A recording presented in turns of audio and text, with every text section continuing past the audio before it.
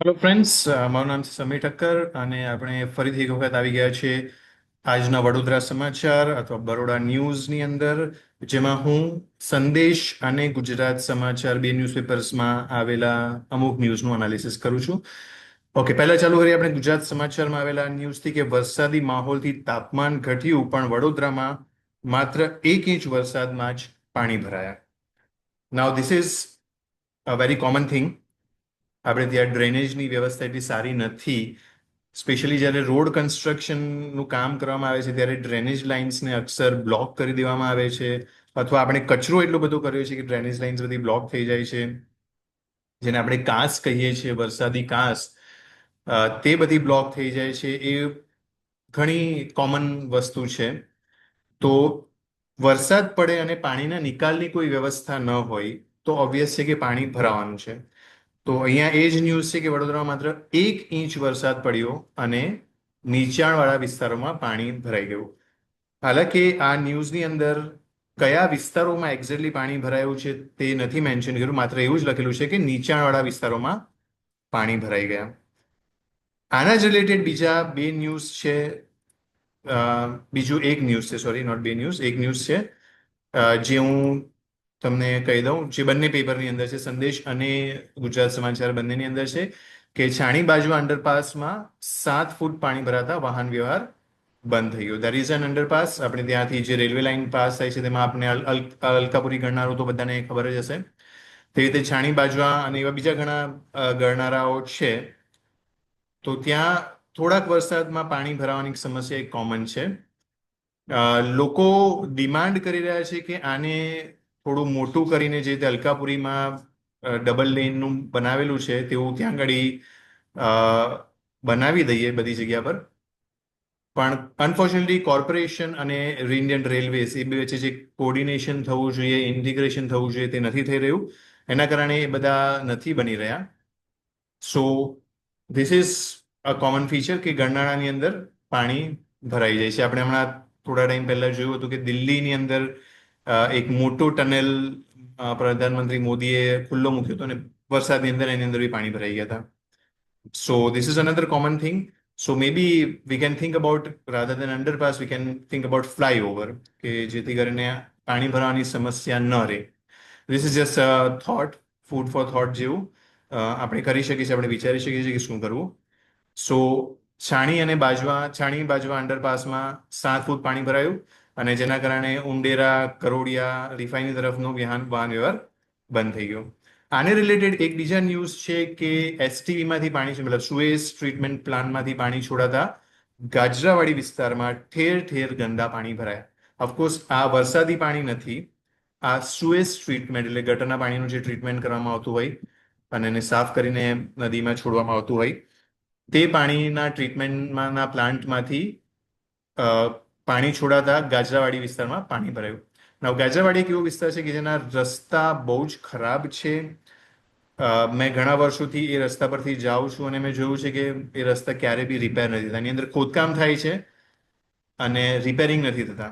એટલો ગંદો રસ્તો હોય છે, અને સ્પેશિયલી ચોમાસામાં અગર ત્યાં પાણી ભરાઈ ગયું અને તમારે ટુ વ્હીલર લઈને ત્યાંથી નીકળવું હોય તો ઇટ્સ લાઈક લાઈફ થ્રેટનિંગ, કે તમે ગમે ત્યારે કોઈ ખાડાની અંદર પડી શકો છો, કારણ કે પાણી ભરાઈ ગયેલા હોય અને રસ્તા ખરાબ હોય, તમને ખબર નહીં હોય ક્યાં ખાડો છે, ક્યાંથી સારું છે. એની થોડુંક આગળ અગર આપણે રાજીવ ગાંધી સ્વિમિંગ પુલ તરફ જઈએ તો ત્યાં એક સરસ સિમેન્ટ કોન્ક્રીટનો રોડ બનાવેલો છે. આઈ હોપ કે એવો સિમેન્ટ કોન્ક્રીટનો રોડ આ બાજુ કાજવાડી સાઈડ પણ બની જાય. Let us hope.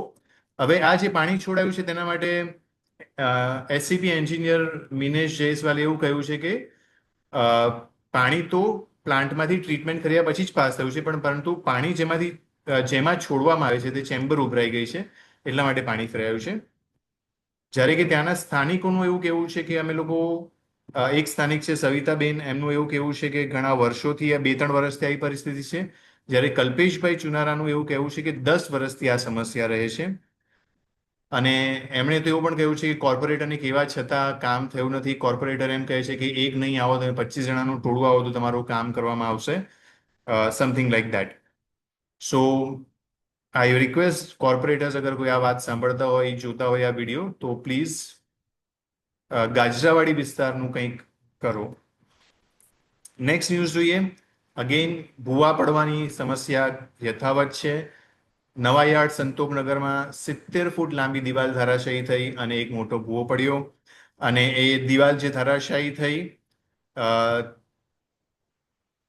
તેના માટે કોર્પોરેટરે, ત્યાંના લોકલ કોર્પોરેટરે એવો આક્ષેપ કર્યો છે કે કોર્પોરેટરનું નામ આમાં નથી મેન્શન કરેલું કે કોણ છે કોર્પોરેટર. એટલે આઈ એમ શ્યોર કે આ કોર્પોરેટર કોંગ્રેસના હશે, કે જેથી કરીને એમનું નામ નહીં આવે એવું ન્યૂઝપેપરે કાળજી રાખી છે.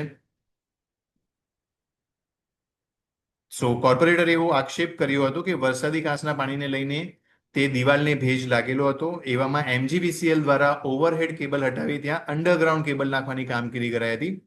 જે કામગીરી આડેધડ કરતા દિવાલમાં ડ્રિલિંગ થયું હતું અને દિવાલને નુકસાન પહોંચ્યું હતું, જેના કારણે વરસાદ દરમિયાન તે દિવાલ ધરાશાયી થઈ ગઈ હતી.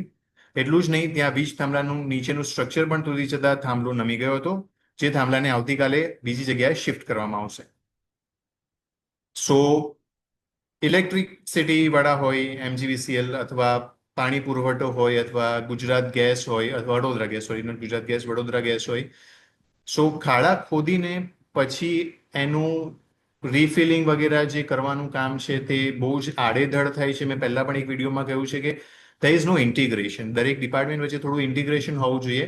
કોર્પોરેશને આજે રસ્તો બનાવ્યો અને કાલે એ રસ્તા પર ખોદાણ કરવામાં આવશે. કોણ ખોદાણ કરશે? તો કે પહેલા એક વખત ઇલેક્ટ્રિસિટી વાળા MGVCL ખોદાણ કરશે. એ લોકો રસ્તો ગમે તેવો ભરી દેશે. થોડા દિવસ પછી પાણી પુરવઠા વાળો આવશે, તે ખોદાણ કરશે. પછી ગેસ વાળા આવશે, તે ખોદાણ કરશે. અને પછી પાછો એ રસ્તો રિનોવેટ કરવાનો કોન્ટ્રાક્ટ મળશે. આ સાયકલ છે જે ચાલ્યા કરે છે. અને there has to be some way કે તમે આને સ્ટોપ કરો, તમે આને અટકાવો, તમે આમાંથી કરપ્શન માઇનસ કરો, તમે બધા ડિપાર્ટમેન્ટ્સ વચ્ચે ઇન્ટિગ્રેશન લાવો, કે જેથી કરીને એક વખત રસ્તો બને તો એની અંદર પછી ફરીથી ખોદકામ કરવાનું કોઈ કારણ નહીં મળે. ઓકે, એવું કંઈ કરવું પડશે. આઈ રિમેમ્બર, હું જ્યારે થોડા ટાઈમ પહેલા યુએસમાં હતો તો અમારા ઘરની સામે જ, મતલબ મારા ઘરની એપાર્ટમેન્ટની સામે જ્યાં હું રહેતો હતો એની સામે જ એક રોડ બની રહ્યો હતો. નાવ એ રોડ બનવામાં લગભગ એ લોકોને 1 વર્ષનો ટાઈમ લાગ્યો. પણ how did they build the road? કે એક નાનકડો બ્લોક લઈ, મે બી 10x10નું કે 15x15નો બ્લોક લઈ, એ બ્લોકને આખું નીકાળે, લોકો જે જૂનો રસ્તો હતો એને આખો ખોદે. I think they are preparing for the Olympics. જે નેક્સ્ટ ઓલિમ્પિક્સ છે તે અમેરિકામાં થવાના છે, ઇફ વી ઓલ નો. તો એ લોકોએ, હું I am talking about 3 years back, હું ત્યાં હતો તો એ લોકો, મેં એવું સાંભળ્યું, મતલબ of course this is not confirm news, પણ મેં એવું સાંભળ્યું ત્યાંના લોકલના મોઢેથી કે this is the preparation of Olympics, કે જેથી ઓલિમ્પિક્સમાં જ્યારે બહારથી ટુરિસ્ટ લોકો આવે ત્યારે એ લોકોને થોડું વ્યવસ્થિત અમેરિકા દેખાય. એ રસ્તો બનતા લગભગ 1 વર્ષ લાગ્યો. દરેક અઠવાડિયા માટે લોકો એક 10x10નું કે 15x15નું એક બ્લોક નીકાળે, આખું જ ખાલી કરી નાખે. એની અંદર જે બી પાઇપલાઇન્સ હોય, ઇલેક્ટ્રિસિટીનું લાઇન હોય, તે બધાને એકદમ વ્યવસ્થિત રાખે અને પછી એની ઉપર કન્સ્ટ્રક્શન કરે. અને એક 10x10નો બ્લોક બનાવતા એ લોકોને 1 અઠવાડિયાનો ટાઈમ લાગે. પણ એ બ્લોક બન્યા પછી તમે 1 અઠવાડિયા પછી, એટલે 8મા દિવસે તમે એ રોડ પરથી પાસ થાઓ તો તમને એવું લાગે નહીં કે આ રોડ ગઈકાલે બનાવવામાં આવ્યો છે. એટલો સ્મૂથ રોડ. આપણે કંઈક આવું કરવાની જરૂર છે કે જેમાં કામગીરી ભલે થોડું તમે ધીમે કરો. ઓફકોર્સ આનું પ્રોવિઝન આપણે પહેલેથી ટેન્ડરની અંદર નાખી દેવું જોઈએ કે ભાઈ આટલા સમયમાં કામગીરી કરવાની છે, તમને વધારે ટાઈમ જોઈએ તો તમને વધારે ટાઈમ મળશે, પણ વ્યવસ્થિત કામગીરી કરો કે જેથી કરીને એ રોડ ખરાબ નહીં બને અને બધા ડિપાર્ટમેન્ટ્સ વચ્ચે ઇન્ટિગ્રેશન હોય તો બની ગયેલા રોડને ફરીથી ખોદકામ કરવું ન પડે. આપણે નેક્સ્ટ ન્યૂઝ તરફ જઈએ. સુસાગરમાં ઓક્સિજનના અભાવે ફરીવાર સેંકડો માછલીઓના મોત. અગેન આ સંદેશ ન્યૂઝપેપરનું છે અને એમાં એવું પણ મેન્શન કરેલું છે કે કમલાનગર, દંતેશ્વર, ગોત્રી અને સુરસાગર તળાવમાં છાશ વારે આવું બનતું હોય છે કે વારે વારે ઓક્સિજનના અભાવે ત્યાં માછલીઓ મરી જાય છે, પાણી ગંધાય છે પછી. અને આમાં એવું મેન્શન કરેલું છે કે કોર્પોરેશને 10 લાખ રૂપિયાના ખર્ચે એક સિસ્ટમ વસાવેલી છે પરંતુ લગાવી નથી.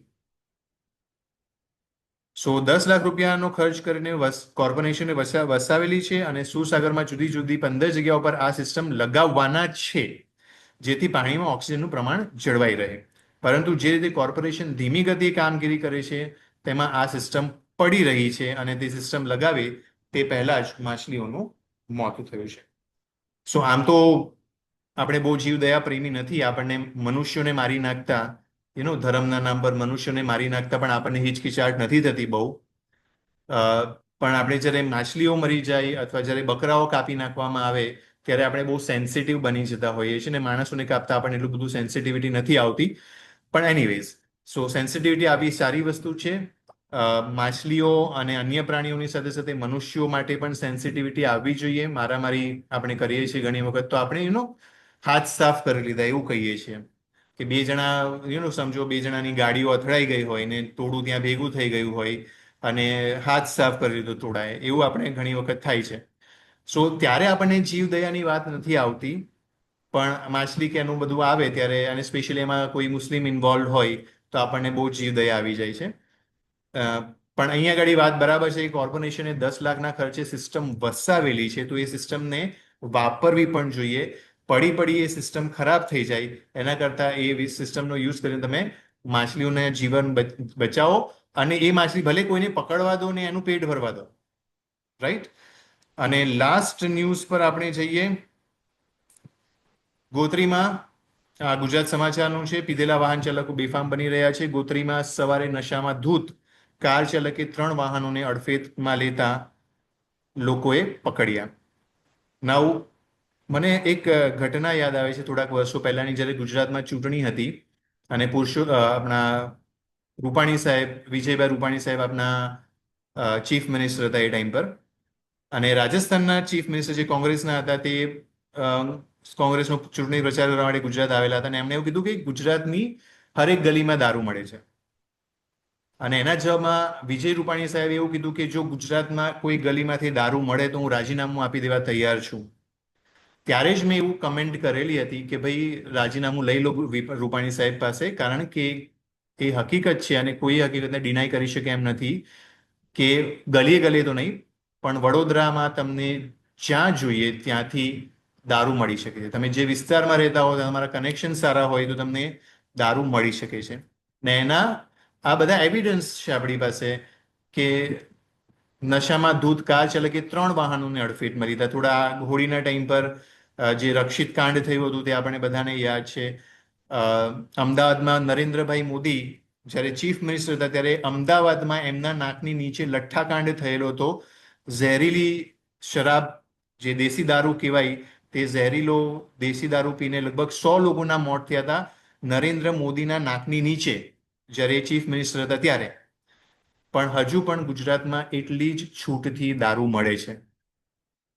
ઓફકોર્સ પોલીસને હપ્તા તો જાય જ છે આ બાબતમાં, નહીતર ઇટ ઇઝ નોટ પોસિબલ કે આટલી બધી દારૂની રેલમછેલ હોય અને પોલીસને ખબર ના પડતી હોય. સો આજના સમાચાર માટે આટલું જ.